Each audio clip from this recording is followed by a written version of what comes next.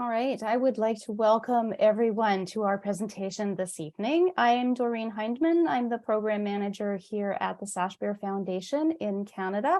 We are a registered charitable organization offering programs for family members across the country, especially around issues of emotion dysregulation, borderline personality disorder, and suicide prevention.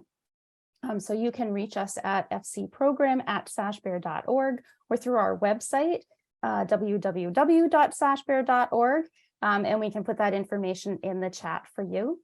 I want to, first of all, let you know that this presentation is being recorded. So if you need to step away at any time, please know that you can return and watch the recording on our website or our YouTube channel later. I also want to let you know that we're delivering this in webinar format. And what that means is that all of you out there are actually hidden. So that means that your microphones are turned off, your cameras are automatically turned off. And so you have the freedom to move around as you need to. Doesn't matter if your dogs or your children interrupt, or if you happen to be in the middle of a meal, or you need to step out and go and away from the screen for a moment. That's absolutely fine. And please don't worry about that. Also, to let you know that our presenter this evening has graciously agreed not only to have the presentation recorded, but also to share her slides. And so you can email us if you would like to have a copy of the slide presentation afterwards. And again, Barb will put the information in the chat for you. The email address is programadmin@sashbear.org. And with that email, you can email us and find out about how to get the slides. Or to find out when the recording will be posted. We will take questions at the end of the presentation as well. So we ask that you put your questions either into the chat or into the Q&A section. And that way we will moderate the questions and pose them to our presenter, Dr. LaLonde. We will address questions rather than specifics of family situations. We'll be addressing questions in a more general manner. So we will pose those that are of the most general interest, the most closely related to this evening's topic, and Dr. LaLonde will not be able to offer any kind of specific advice, just more general suggestions and ways to think about things. So please, throughout the program and at the end, you can put your questions in the chat. We will not be able to address all the questions, but we'll do our best. So with that, I would like to introduce our presenter for this evening. This is Dr. LaLonde, Dr. Carmen LaLonde, and I have just lost my bio. So maybe I'll do a really brief and impromptu bio. I accidentally closed it on my screen, and then you can correct anything that I get wrong. From memory, I can tell you that Dr. LaLonde is an extremely credentialed clinician in the field of dialectical behavior therapy with training in DBT-C, DBT-A, I believe.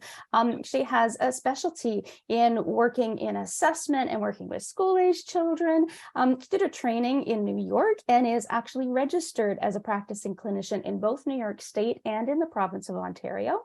And she works with Broadview Psychology, which is one of the preeminent private psychological clinics in Toronto, and one of the first to have been really sort of at the forefront of offering dialectical behavior therapy. And we are absolutely so thrilled and honored to have her with us here today to present on this topic of DBT skills for the holidays. So thank you so much for joining us, Dr. LaLonde, and I will turn it over to you now. Oh, thank you, Doreen. You did a wonderful job. And so excellent memory. And I'm just so privileged to be here. So I'm going to pull up my slides. And just so that people know, I do work with all ages. And so know that the knowledge I'm going to be sharing with all of you relates to adults and transitional youth, young adults, parents, couples, relationships, young children. And so holding that in mind, a lot of the knowledge I'll share relates to all of us who are likely here today. So I'll pull up my slides and we'll get started. All right, so yes, how to survive, right? The holidays are stressful. Increase our joy, connection, and mindfulness. So one of the first things I'd like to do is just take a moment for land acknowledgement. We acknowledge the land we are meeting on is the traditional territory of many nations, including the Mississaugas of the Credit, the Anishinaabe, the Chippewa, the Haudenosaunee, and the Wendat peoples, and is now home to many diverse First Nations, Inuit, and Métis peoples. We also acknowledge that Toronto is covered by Treaty 13 with the Mississaugas of the Credit. Let us all just pause with gratitude if you are a settler, if you identify that way. And if you are not, please receive our mindful gratitude for the land that we live on.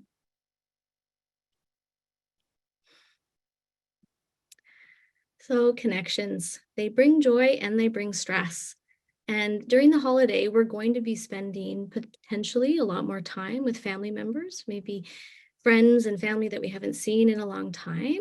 We may feel obligated to extend and push our boundaries. And we know that within the world of kind of dysregulation and emotional and interpersonal dysregulation, that can be challenging when we are around more people. There's more relationships to navigate. We may, during this time, struggle to keep our goals clear that we may have established quite well prior to the holidays kind of coming up on us. We may, and our family members and those around us may see holidays as an opportunity to kind of figure things out. We're all together. Why not have these big discussions? We're going to talk about being mindful about that and being aware of why the holidays may not be the time to have those conversations. We also may find ourselves overindulging in ways that maybe go against our values and our goals that we're working hard at. We may find ourselves, and for those of you who are aware of kind of the language within dialectical behavioral therapy, we may find ourselves acting in our emotion mind, which means really acting with our emotions, letting our emotions be in the driver's seat. So not seeing the whole picture. We can also see the holidays as a time and an opportunity for deep and meaningful connection and acts of love and kindness. So my hope is, and I've been given so much knowledge, been so privileged to receive exceptional training and just working with a lot of amazing people in my life. My hope is to give some of that knowledge that I've been given back to you, to give you all something meaningful that you can take with you and to share with your loved ones. If your parents listening to this, to be able to model it, if you have partners with your partner, to be able to model it and teach it to your youth and the children that maybe you're raising right now. If you're here listening for yourself, to take something meaningful away for you to use yourself. I hope to give us strategies to connect effectively through love, to increase joy, to help increase our self-awareness. Because one of the things that we actually do have in our control is our own management of ourselves. We can sometimes attach to particular outcomes and really want things to go a certain way. And what I really hope to give to you today is an awareness that we want to detach from outcomes and we want to work to be as effective in the moment, to know that we do have goals and that we're not, overly attached to things coming out and being a certain way. And so being able to detach from that outcome and actually just embrace kind of a mindful experience of being as effective as we can in the moment, because that is what actually is in our control. I hope to give us information that will be thoughtful and thought-provoking that you can actually use in the future, different ways of thinking about connection, and hopefully you'll take this with you long-term. So hopefully, there's over 100 different skills in like dialectical behavioral therapy. There's many strategies within therapy and connecting with people. I hope that we all come away with something that we find meaningful. So dialectics, something I want us to hold in mind. This is a big part of DBT, dialectical behavioral therapy. And what I want all of us to think about is that dialectics means that two different things, two very opposing ideas can exist at the same time, that there's multiple truths that exist, that we're all connected, it's transactional, that we impact others, others impact us. There's always kernels of truth in everyone's experience. And so as I go through some of the strategies that I've kind of thought of and prepared for us today, I want you to be thinking dialectically. How does this apply to me? How does this apply to the people around me? How do I impact others? How do they impact me? What might be missing? What might be outside of my awareness? Really holding in mind the idea of this synthesis of multiple truths existing. It helps us get unstuck. It helps with regulation. It helps us actually stay connected to the here and now and being flexible with our thinking. So the belong skill. During the holiday time, we're going to be around people who are important to us, who we have complicated relationships with, complicated histories. We may share a lot of deep emotions, a lot of connection. And one of the things that's really powerful is actually creating this sense of belonging when you're with your family and your loved ones this holiday. So I put together this skill to help us create and be aware of how to create a sense of belonging. So we're going to talk about boundaries, how to extend effectively, how to engage in loving acts, how to be mindful of our own needs, how to notice the needs of others, and how to really find that synthesis, so again, that dialectics of the group needs. So boundaries and balance.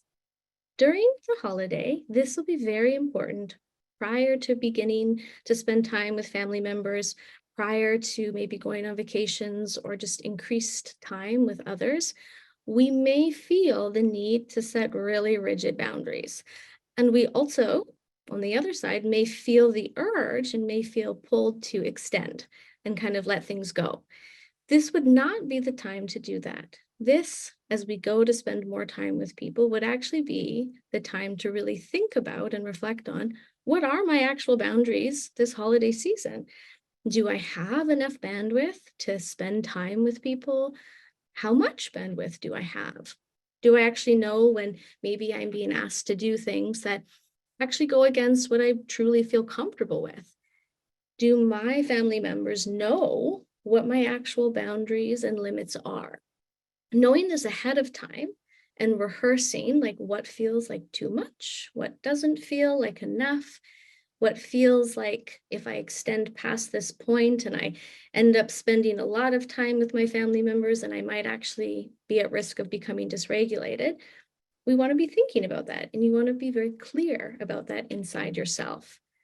You want to know what it feels like if you have been asked to extend too far, and ways that you might kind of self-soothe or regulate or recover from that. Do you know what that might look like in your own family members, when maybe you have pushed their boundaries and maybe asked them to do things that maybe go beyond what they're capable of at that moment? So we really want to be taking the time to outline from a very wise-minded, that means we include facts and emotion, into our thinking about how much is too much, how much is too little. We can feel pulled in many directions, and so you want to take the time to step back, check in with your emotional vulnerabilities. Am I more vulnerable around certain family members? Can I actually only spend like an hour with some people? Do I want to spend more time with others? And have I communicated this really clearly? I may have thought about it, right? But have I actually shared that outwardly, verbally, so that others are aware and they can begin to respect my boundaries? Parents, what are your rules and limits for your adolescents and your children? What are the boundaries? Things change when school is out. We may loosen them. We may tighten them in other areas. What are our limits? So you want to plan and prepare for your own boundaries. You want to be very clear on what actually feels doable, and not kind of just let things be and let things just happen, because that can lead to dysregulation. Rehearse and ask yourself if it aligns with your values. So finding balance in your boundaries. Once you've realized that and you've been able to like think to yourself, what are my boundaries? You want to then dialectically think, all right, how can I extend this holiday? What do I have to give? Sometimes we may inadvertently and accidentally leave ourselves out of interactions and holiday events because we are holding so rigid to our boundaries. So you want to ask yourself, am I extending in a way that actually meets the group needs, my family needs, those around me? Try and ask yourself, what are the pros and cons of me deciding to step outside maybe of my comfort zone? Do we have urges to step back? Am I acting from my emotion mind? Am I acting from my rational mind? Am I in my wise mind as I'm being asked to extend? And can I extend effectively for my relationship? Is this actually going to be effective for my long-term relationship goals? And a really important piece of this is when our boundaries and our limits are clear to us and we feel confident in holding them within family systems, we actually have more to give because our values and our kind of reasoning, our limits are respected. So the more we are established with our boundaries, the more we're actually able to give more, to extend in a way that might be effective for engagement with family members this coming holiday. Once you figured out boundaries, extending my limits, you want to check in around kind of loving acts. And random acts of love, they are one of the best ways to facilitate closeness and connection. And when we have been, let's say, struggling with mental health, maybe dysregulation within our family system, within family members, within ourselves, we might have lost touch, or maybe don't even remember the last time we received a random act of love, or maybe gave a random act of love. And one of the most powerful ways to actually create a sense of belonging is to be able to give without kind of expecting anything in return, to be able to give just for the sake of giving to others, because it actually creates this deep sense of belonging, of being connected to those around us. So this holiday season, be curious, like, what would actually feel loving to your family members? Loving acts are purely about doing something that someone else really loves, not because we necessarily enjoy it. That would be great, reciprocal engagement, but a loving act would be really figuring out what might be deeply meaningful to those we love, to those around us, and doing it just because. So I challenge us all to think about, when was the last time I actually engaged in this or did this towards others? It's one of the best gifts that you can give to yourself, and it creates that sense of love and connection to those around you. Then we want to turn to kind of one mindfulness of our own needs, right? We want to be mindful of what you actually need, your goals, your urges, your values. We have changed over the last couple of years. You may be much better at setting your own boundaries now. You may have been working on different relationship goals up until this point. Maybe you've been working on communication. Really sit down, and I would actually write this out. What are my goals upcoming for when I engage with family members, when I spend time with them? Be very clear with what your needs might be, and really take time to understand what they are. Be thoughtful towards yourself. Because when we anchor them and we write them down and we really take notice of how to be mindful of our own needs, we are much more able to communicate them to those around us. It also helps us be able to support our own needs and hold firm when we need to. So really voice, what are my needs this coming holiday season, and what do they look like with those around me? You then want to dialectically notice other needs. When we attend to our own needs, our own goals, our own emotions, our own values, it actually allows us to then make space to notice those around us. Really check and see, do you actually know what your family members' needs are? Have you ever had that conversation? Sometimes we can spend a lot of energy really understanding our own, sometimes at the expense of being connected to those around us. It's necessary. Again, there's this dialectic of really understanding our own needs. And when we're with others, when we're in a system, in a group, we also need to notice those around us. Just like we might have changed over the last year, 2 years, our family members may have changed. We may be visiting with generations who we haven't visited in a long time. We ourselves are different. You may come across noticing other families' needs are very different from your own. They may want to discuss certain situations. They may be at odds with your own needs. And sometimes this need may exist, and it may not be actually effective to discuss it. There may be wants and asks. You may notice other family members' kind of requests. And in your wise mind, you may need to take the time to ask, is this something I can do this holiday? Is this effective to talk, maybe have a discussion about something that has happened? Is it actually going to work this holiday? And in your wise mind, if you come to that conclusion that no, it probably won't, that's okay to set that limit and to be clear with yourself. Again, though, the more you're aware of your own needs, the more space you have to look at other people's needs and to kind of balance them out for the sake of the relationship. And then coming to the synthesis, our group needs, right? We can be aware of our own and we can notice those around us. And then there is this piece of like thinking about the group. How do we, as a system, all come together and speak our needs, share our needs, and find a synthesis, a way of meeting everyone's needs? That often means something very different. When we kind of enter this dialectical tension, we often are surprised with kind of the solutions that might present themselves. Being able to say, this is what I hope to do this holiday, what I hope will happen, and others being able to share what they hope will happen and what they're looking for and what they need, sometimes brings up a very different experience that allows for a synthesizing of the group's needs to exist. So you want to take time to actually talk about that. It's actually surprising when we all come together as a group to share what is important to us, indefinitely a wise-minded and being aware of emotions, being aware of that. But it helps us really understand, like, how could we meet the group's needs without sacrificing my own, without sacrificing others? What might that look like within our group? And being able to talk about this and think about it in that way allows us to be curious about what might have been left out previously.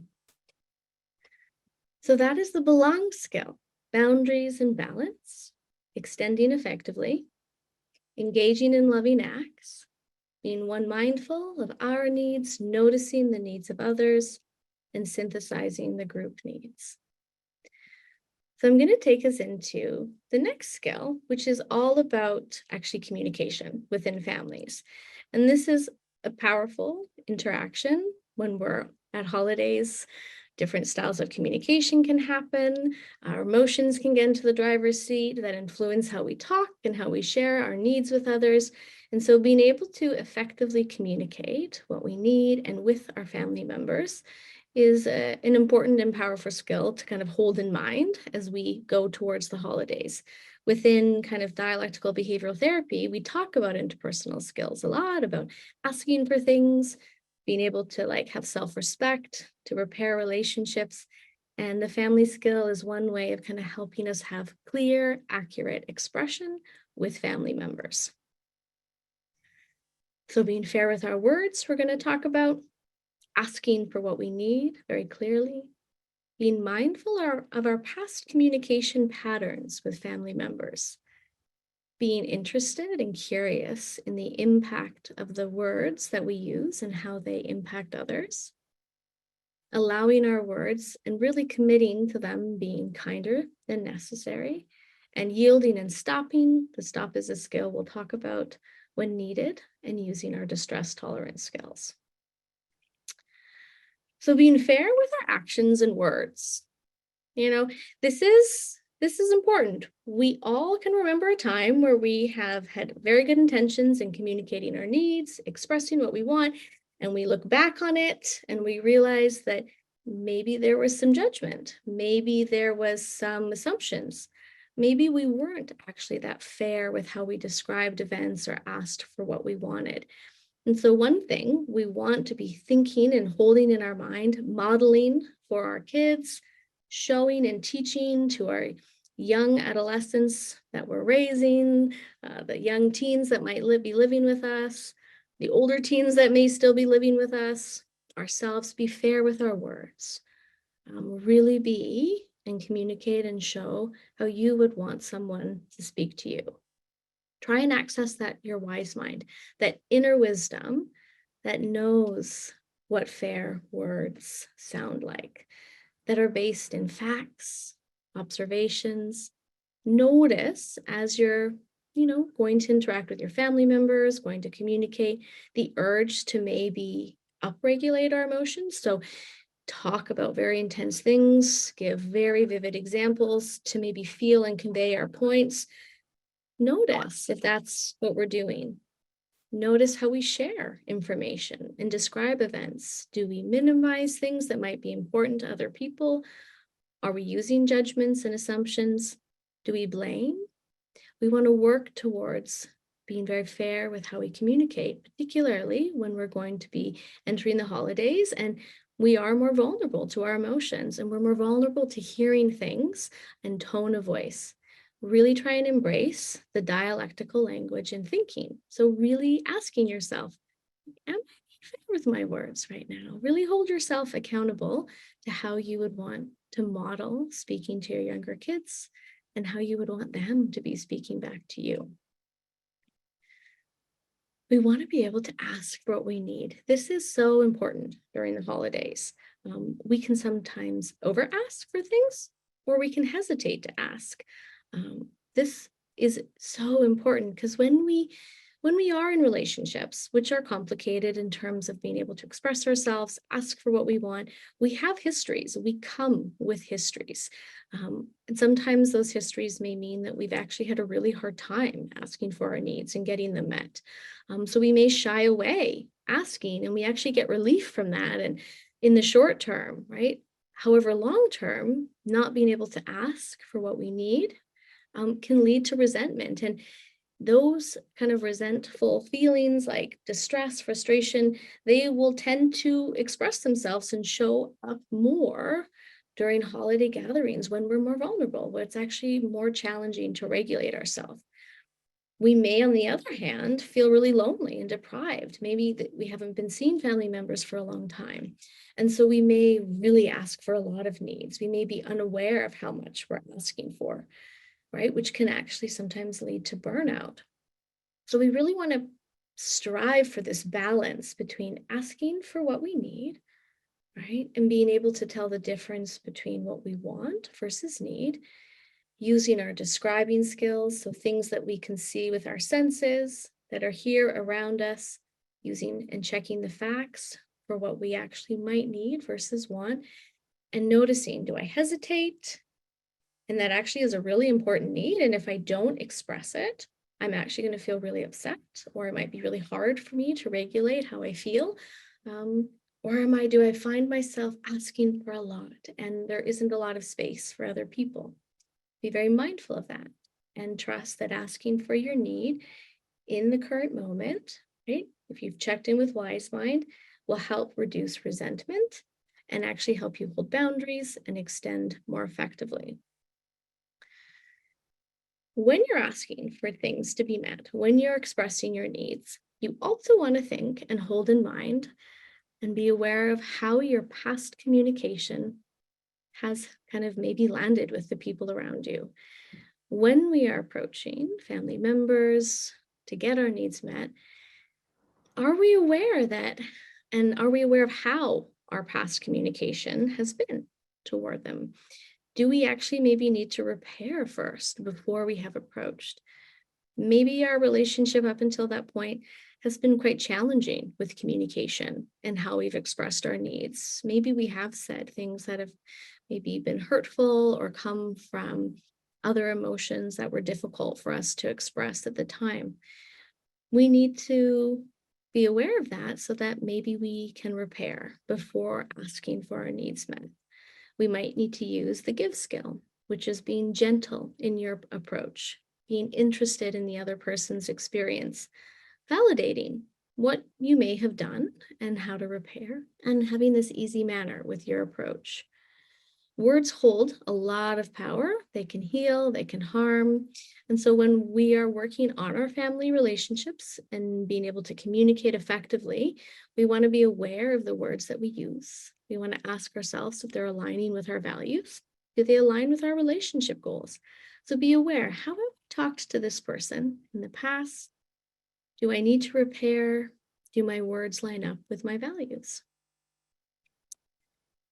We want to then be really curious and kind of investigate the impact that our words do have on others. This is an opportunity when we're with family, loved ones, when you're visiting people who are important to you this holiday. Be aware and curious, like, how do my transactions, my words impact other people? understand how our past interactions may have led to repairs, like ruptures that we need to repair. This doesn't mean, for those of us who are parents, dropping limits or accommodating, right? It does mean, though, repairing when needed. Maybe when we've been setting rules or limits with our kids or our teens, maybe we didn't do it in the most effective way. Maybe we need to repair how we set them. It doesn't mean dropping them. It doesn't mean letting them go, but being curious to understand how our words have impacted others, how our actions have impacted others. We want to strive to understand if defensiveness rises in us. Be curious about that. Why might that be inside of me? I'm around those that I care about, maybe those that I love deeply. Maybe I'm around people who I have a complicated relationship with. Really become aware and notice how defensiveness might arise in you. Try and be dialectical. Try and ask yourself, what are the multiple kernels of truth that exist in this interaction? What might the other person be experiencing? Challenge yourself to understand. Because when we actually understand, deeply understand, our validation actually lands. Because validation actually communicates a deep understanding of the other person's experience. So be curious, the impact that your actions and words have had on other people. Then, once you've done that, be fair, ask for your needs met, kind of be mindful of past communications and you're interested. Really let your words be kinder than they're actually needed. During the holidays, when we spend lots of time with family, our emotions are probably higher. We are more vulnerable.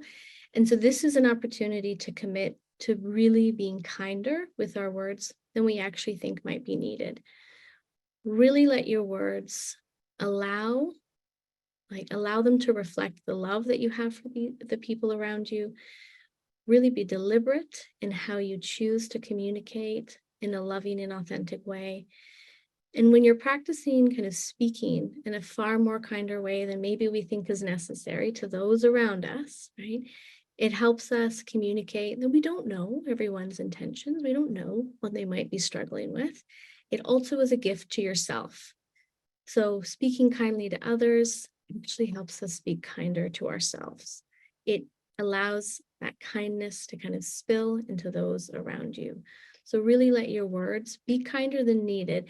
And if we can all walk away with this one suggestion and hold that in mind, your relationships will improve. And the last one, yield and stop when needed. So communication is difficult. And as we know, dysregulation, mental health, challenges with regulating our emotions, this can absolutely interfere in being able to communicate effectively, be around other people, get our needs met, feel like we belong. And so when needed, you must yield and stop. The stop skill means stopping, taking a step back, really observing what's going on and proceeding in like a mindful and effective way. And you want to ask yourself, is the way I'm speaking and engaging with people aligning with my values? Am I speaking in a way that actually conveys love and care, even if it's a difficult topic? Is my tone of voice effective for this interaction? When we are sensitive and we feel emotions deeply, tone of voice has a lot of impact. Do I need to adjust? Do I need to step away? Have I reminded myself that I love this person? Accessed relationship mindfulness. So in interactions, when we are working on our communication, engaging in random acts of love, asking for our needs to be met, we might become dysregulated. Our emotion mind might take over. This is where we have to stop and we have to use distress tolerance. And so having a plan for how we might go to a different room, we might use some cold water, some tips, some ice packs. We might have a plan to be able to go for a walk, to have things that soothe your system. You want to prepare those, and we're going to talk about that in just a second, but you want to be able to do that and do it until you're able to come back to the conversation, come back to the interaction in a way that actually aligns with your wise mind. And it often is a little bit longer than we think. We often need more time to kind of down-regulate and maybe turn down some of the emotions that we might be feeling so that they're more effective and aligned with our goals. So that is the family skill, being fair with our words, asking for what you need, being mindful of our past communication, investigating the impact of our words and actions on others, letting our words be kinder than needed, and yielding and stopping when needed. So a few last notes. During kind of family time and when you're visiting for the holidays, we all know that relational wounds, ruptured relationships, and trauma that may have happened did not lessen over the holidays. And urges to talk about these experiences may be heightened. There may be intensity. We may have family members who want to talk about it. And so this is a very personal experience. You want to access your mind to determine if this is actually a time that we can talk about this. Do I have the emotional energy? Do I have the privacy? Am I prepared for this? Do I actually want to make repairs of this type during the holiday season? And if the answer is no, that is okay. There is a lot of stress that happens during the holiday season. And so waiting for a different time, asserting that limit, asserting that boundary, right, is an important skill in this moment. Hold firm. Don't avoid the topic. Don't avoid maybe going to family events because you may feel that you're going to kind of be ambushed. Actually plan to set that boundary, set that limit, communicate. We're not going to talk about this now, and we will talk about it at a later time. If people are pushing and wanting you to visit, maybe with people who actually have caused you harm or hurt, access your wise mind again. And if that is a boundary that feels aligned with your wise mind, hold firm, use your fast skills. We talk about that in DBT around being fair, not apologizing for saying no, sticking to the facts. I can't do this at all right now, and be truthful. This is why I can't do it. Hold firm. This is a spot where you want to check in with your inner wisdom. Do I actually have the capacity, and do I want to actually repair or talk about difficult topics over the holidays? And saying no is just fine. So remember, you want to prepare for stress tolerance. This is kind of almost implicit throughout. We all know that we have breaking points. We all need skills at certain moments in order to help us kind of downregulate or access our wise mind in a way that allows us to stay present and grounded. So know what those skills are. Is it a walk? Is it actually being able to go to a different room? Is it a time limit? You can only actually do a certain amount of time with certain family members.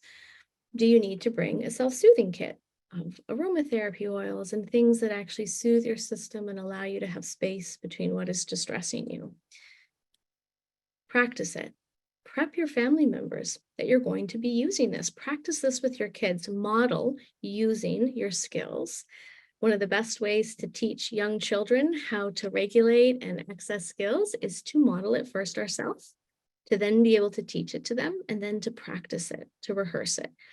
So each and every one of us, whether we might outwardly struggle with emotion dysregulation or not, you want to have your own coping plan, your own distress tolerance that you can take with you and or plan to use when you're with family members. Emotions run high. Over the holidays, when in doubt, reduce demands. Sometimes we have to radically accept and let things go. Sometimes we can't do everything that maybe we had intentionally committed to. Pay attention to your self-care. And if you have to set firmer boundaries because you notice a limit maybe is being pushed, maybe you're being asked to do something that you really deeply want to do, but you really know that you actually don't have the emotional ability to do it at that time, set those boundaries. This helps by monitoring our please skills, taking care of our physical needs. If we have been exercising, maybe we've been overindulging in like certain substances over the holidays, and we want to be aware of that and regulate that to the best of our abilities. Have we been taking care of our sleep and our eating? Really manage our self-care. One of the things that is in our control is our physiology, and we manage that actually through good self-care by regulating our physical needs, which helps us actually be kind of in control and manage more of our emotional needs, and commit to engaging in relationship mindfulness and random acts of love. So to summarize, creating a sense of belonging with one's family, right, is vital to our long-term relationship happiness. You really want to ask yourself, how do I belong, and what are the ways that I engage in skills? DBT is an action and skill-based interaction. What do I do that actually helps me feel like I belong? Being able to balance boundaries and extending for the sake of the group can show connection and strength. Random acts of love and giving for the sake of giving build that sense of belonging. We want to be able to synthesize our need, other needs, and the group needs. Learning to communicate with kindness and clarity is essential for our connection. And it's easy to overlook that kindness piece. Communicating with kindness is essential. And being able to understand the impact of our words on others, and being able to stop and go and use distress tolerance is not only validating to ourselves, our emotions, our lived experiences, it also allows us to align with our relationship values and our goals. And that is a gift to not only yourself and to those that we care deeply about and love. So thank you. And I'll open the floor and turn it over to some questions. Wonderful. Thank you so much. I'm almost lulled listening to you and thinking, oh, I wish my extended family had this calm, gentle manner and all these wonderful skills. The holidays would be so much less stressful. So we do have a few questions already, and I encourage those of you out there to please post your questions in either the chat or the Q&A, and we'll address as many as we can in the time that we have remaining. So first of all, I'm going to read the question out, and then I think to me it sounds almost like two different things that you could address. Mm-hmm. In a situation where certain family members, part of the extended family may have made hurtful decisions in the past. So there's some kind of conflict. They've made these hurtful decisions in the past and they're not willing to discuss them. And then when approached at the holidays, they tend to escalate very quickly and it becomes disruptive to the entire event. So I guess maybe to me, it seems like, first of all, what would you anticipate and how do you manage when you know that there's this kind of estrangement and conflict in a situation? And then maybe part two is dealing with this escalation. Absolutely. And so I think one thing is to ask, is this the right time to discuss it? Is discussing hurtful past events something that we want to discuss at a family event where there's many people around? Emotions are often higher, dysregulation is easier, our self-care isn't always at its peak during this time. Even though we're on vacation, we often don't actually engage in as much self-care as we need to. So you want to check in and ask yourself, is this actually the most effective time to approach and seek a repair? Because interpersonal skills, right? It's not only about how effectively we approach, it also is about timing and then preparing for the radical kind of acceptance that the environment, maybe the people that we're approaching, aren't actually going to be skillful. And so if you can ask those questions of yourself, am I ready to do this? Am I prepared to approach this topic? Right? Do I actually have the capacity? Does the timing feel effective or right? And am I prepared for all the reactions that I might get? One being that they may not respond in the way I hope. That is one of the things with interpersonal interactions, that the environment isn't always skillful. And so am I actually prepared for that? So you want to be able to ask those questions and answer them and really check in, like, is this a wise-minded decision? It may be something we really deeply want, and it may not actually be effective at that time. It may be something that needs to be planned in a more structured way, more mediated, maybe in a different setting that allows people to express and feel in a way that can allow the healing to happen. Secondly, the dysregulation, the escalation. Let's say you do choose to approach. Maybe you have access to your wise mind and you've decided, yep, I'm ready. This is something that's important to me. I feel it's appropriate. You have come to that conclusion. The escalation happens. We can't control how other people react, but we can control how we act. So you want to prepare a really strong like regulation and kind of coping package for yourself. What do I need to do if this emotion happens in the other person? What do I need to do if this is the communication that is directed towards me? How will I stay aligned with my own goals in this interaction so that I can stay in my wise mind? And you want to have that plan outlined, rehearsed, practiced in all its many ways of being before you approach. Great. Thank you so much. The devil is in the details, right? And how we think about these things and really planning and preparing ahead of time is so crucial. Yeah, one of the biggest things with interpersonal skills, just to add one more thing there, is within like kind of dialectical behavioral therapy, distress tolerance is for when we have intense emotions, and mindfulness is we use it like all the time, and emotion regulation is really about that long-term sustained kind of being able to like increase our emotional immunity. And we can do those at various levels of dysregulation. Interpersonal skills, we can actually only do them effectively when we're very regulated. And so you want to make sure you're quite regulated, very balanced, everything, your physical care, your self-care is well taken care of, because interpersonal skills, you have to be regulated to do them effectively. Yeah. Yes, absolutely. Okay. Another question, and of course, all of these are about, the tensions that people experience and that really come to the fore over the holidays. How do we explain to our children that one family member, in this case, dad, has established a boundary, a limit around engaging with the grandparents, and that because of that decision, that means that there's not going to be a family gathering that includes all of those people together? And how do you explain that to small children or teenagers for that matter? Absolutely. And so it's a perfect opportunity to model that each of us have different lived experiences and that all of us have different boundaries.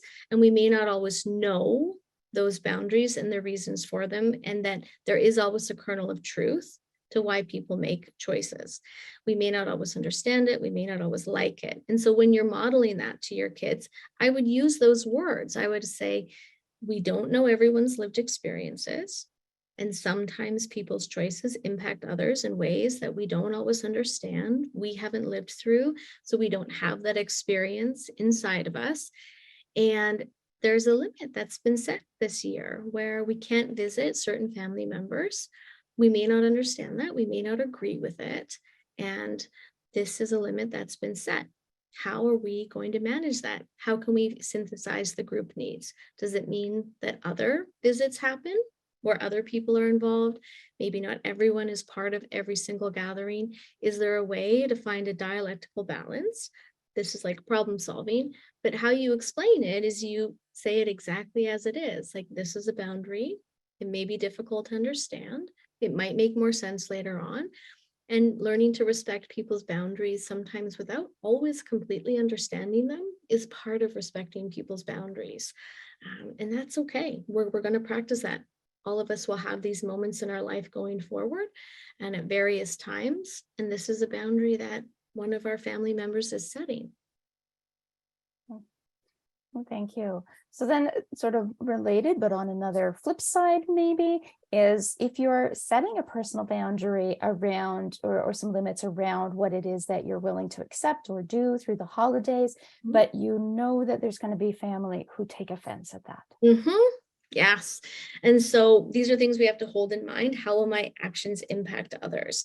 And is this boundary actually too rigid? Is this something that I can extend? And if I could, what would it look like? And if I can't, and people are upset, right? Can I say this boundary with the kindest words possible? Can I set a limit in a way that actually doesn't kind of use emotions to push people away, which is sometimes what we might do. We set a boundary and we may use a tone of voice or use words that actually gets people to walk away and not actually pursue. but that actually causes harm in relationships. And so can I say this boundary in the kindest way possible? And can I tolerate? And am I prepared to tolerate the emotions that might come up in me? I might feel pulled. Other people might be very angry in response to this. Am I prepared for that? And before you set that boundary, again, you want to rehearse, be very aware of all the possibilities. Ask yourself from that kind of inner wise spot, is this a boundary I absolutely have to meet? Is it aligned with my relationship goals and values at this time? Can I extend, maybe in a small way, for the sake of the relationship? And if I can't, what is the kindest way and firmest way I can set this boundary so it doesn't cause harm? So now you've mentioned rehearsing. Can you give us Yes. some tips for how we might rehearse? Are you talking about doing it in front of a mirror or doing it with another family member? What are some ideas or Yeah. thoughts? Yeah. So if you have people that you feel comfortable with, maybe you have a therapist, maybe you have a partner, maybe you have close friends that you really trust their opinion, they're like another wise mind you can access, practice with them, get their balanced opinion. Is this someone who can say, yes, that sounds balanced? Or maybe that sounds judgmental, that sounds a little bit critical. Try it this way. Actually write it out. Actually write out what you'll say. Practice saying it, notice the emotions that might come up as you say it, get feedback from the people that you trust, and maybe their opinion really matters to you and you feel like you'll get a balanced perspective. But yes, practice in front of other people, role play, like almost like practice it in pretend mode, practice in front of a mirror, visualize it in your mind. The more we're able to actually imagine ourselves doing things skillfully, responding to distressing emotions inside ourselves and inside of others, the more we rehearse that in our mind over and over again, the more we're actually able to access it in the moment when our emotions actually are maybe higher or other people are having strong emotional reactions towards us.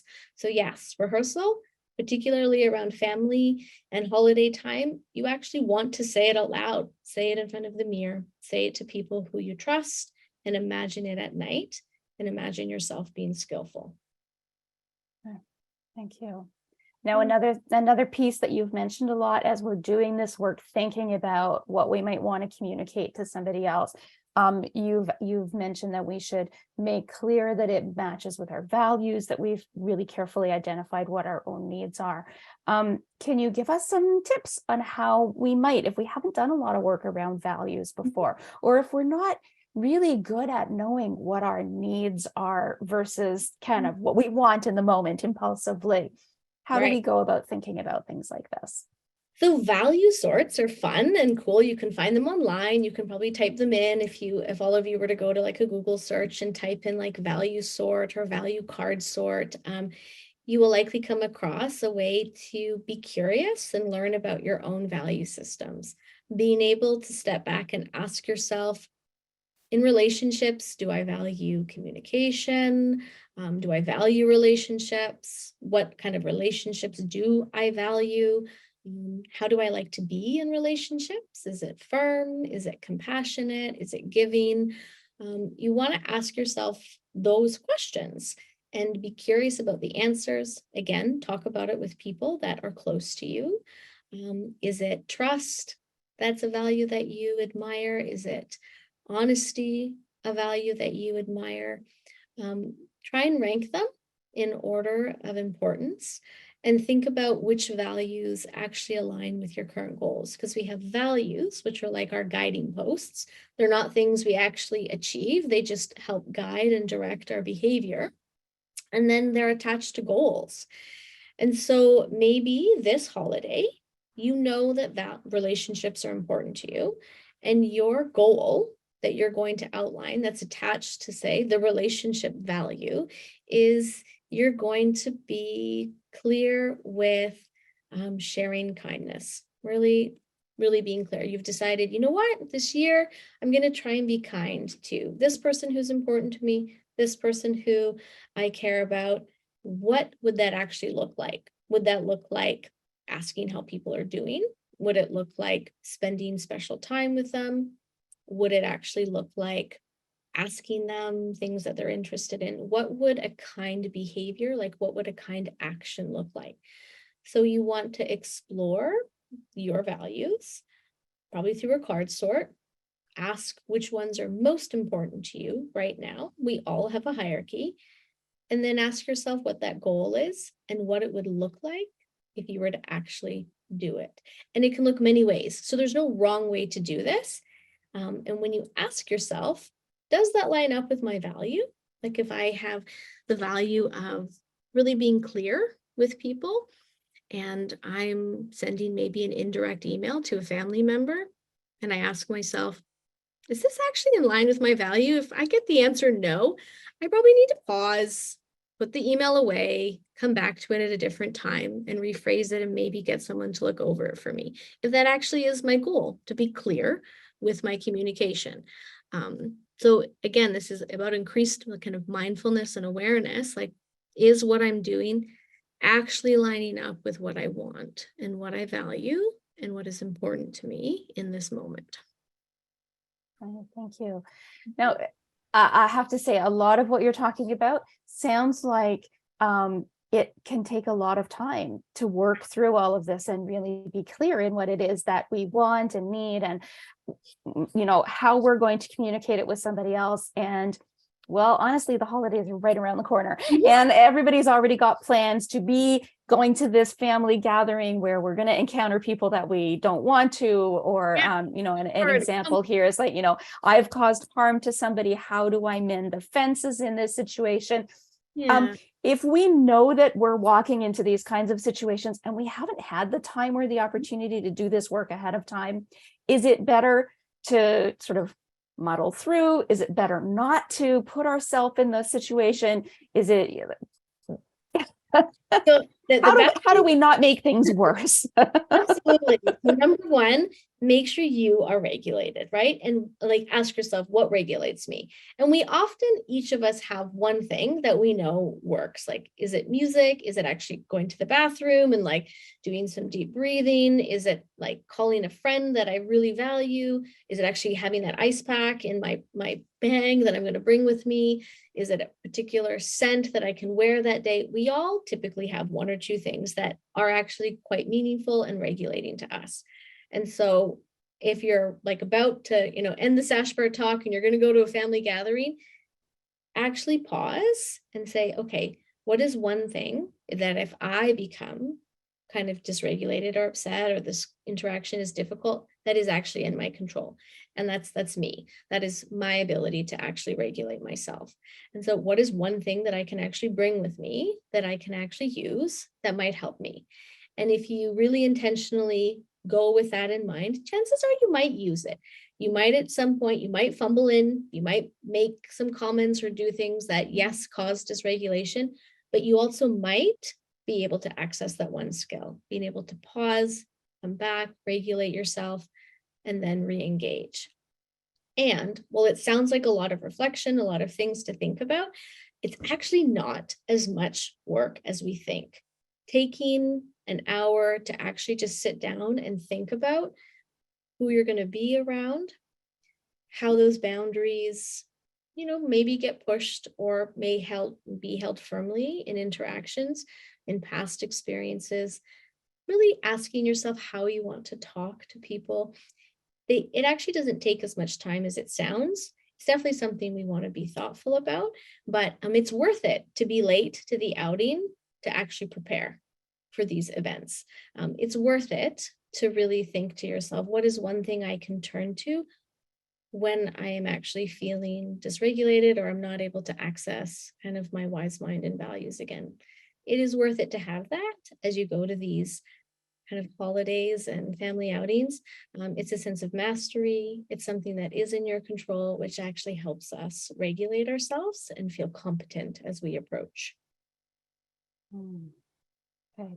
And I could feel my emotion rising when you said it's worth it to be late if you can do it. It's like sometimes we have to really give ourselves permission and even anticipate, sort of weighing things out, or Just like, Yeah. okay, no, this is a piece that's very important to me versus this other piece that other people maybe are going to tell me is important, like getting there on time. Right. Right. It's like So catching from that outcome, right? It's like, yes, I have this outcome. I want to be on time. I want it to look a certain way, do it a certain way. And I'm going to let that go. And right now, in this very moment, what actually is going to be effective? And if that means, yes, taking the time to regulate before I get into the car will actually allow me to be more effective in the moment. Yes, take that time. That's very important. We sometimes look back at these interactions and we're like, oh, if only I just paused. Yes, if only we had just paused, all of the series of events that might have happened afterwards might have been different. Yes. There's another theme, and I know we're really out of time already, but I just really want to bring this up. In a lot of the questions and the examples that I'm seeing come in through the questions, it's about expectations. So, how do I get my teenager not to be online hiding in their room the entire time that the family is visiting? Or how do I, deal with a situation right in the moment rather than letting somebody go off or give me the silent treatment? There's so much around expectations. How do we effectively manage our own expectations and the expectations that we place on other people around us? Yeah, so I'll try and answer that as succinctly as possible. First and foremost, if you are regulated and you're not, like, say, parenting or interacting from an emotion-minded or like a mood kind of dependent stance, it's okay to deal with something in the moment. And if the other person is clearly not regulated, it's not the most appropriate time to address it. So it's okay to let people walk away, to not interpret it as silent treatment, but to actually frame it as they might need this time. There's probably a kernel of truth. Regulation is transactional, and we, right, have to regulate ourselves first. So first and foremost, when it comes to expectations, if we are not regulated and we're trying to interact with our teens, we're trying to get them to do stuff, and we're operating from an emotion mind, it will not work. It will never work. It'll just cause more dysregulation. So you want to make sure that you are regulated and that you actually have let go of the outcomes, because it'll make you more effective in the moment. In terms of managing expectations, you want to communicate them as best as you can, while radically accepting that your teens may also, during the holidays, have their own hopes and expectations that they want to do. Being able to communicate that to them as effective as you can. And I know that a lot of teens might walk away. They might not want to listen. It might be very hard to have those conversations. So alternate forms of communication, texting, trying to talk to them as best as you can, persisting, right? Persisting in our approach with communicating. Often teens will eventually listen if we persist and we don't give up. And setting the expectation around contingencies for what you hope that they'll be able to do, asking what they think they might be able to do, what they might be willing to do, and really working to find a synthesis of everyone's needs. Sometimes we can come in with a lot of hopes and desires, and ask and place demands on our teens that maybe they can't do. Maybe they're not able to do at that moment. So if you're getting a ton of pushback, be curious, like, is what I'm asking possible? Should I persist? And how can I help them actually engage and interact with us? And what is my ultimate goal in this interaction? To make them spend time with us, to have them want to spend time with us, to spend a little bit of time connecting, while radically accepting they may not spend as much time with us as we wish. Wonderful. Thank you so much. We're going to close there. I'm sorry that we couldn't get to all the questions. Thank you all out there for submitting your questions and giving us so much to discuss in a really fruitful manner. This has been really helpful to me. I'm kind of wishing, I wish I'd had these skills 20 years ago. And I'm right? and I'm so glad that I have them now.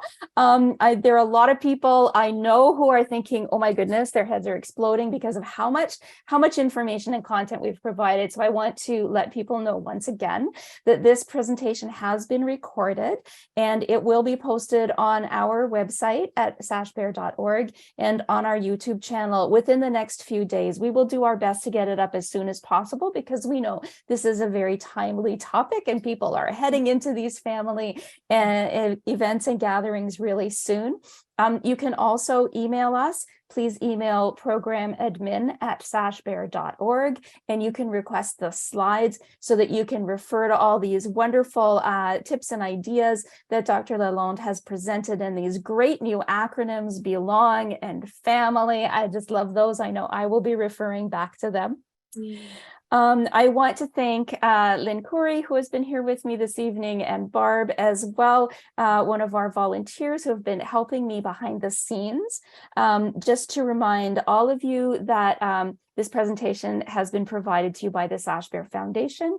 We're a registered charity in Canada. If you have found benefit from this and you would like to support the work that we do, we welcome donations. And as a charity, we provide tax receipts, so our donations can be done through Canada Helps, and the link is on our website.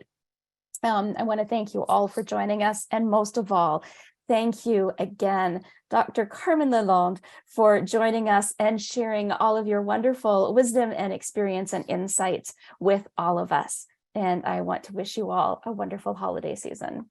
Thank you. It's been such a pleasure. I wish you all like joy and connection, mindfulness, and just really a lot of compassion for yourselves.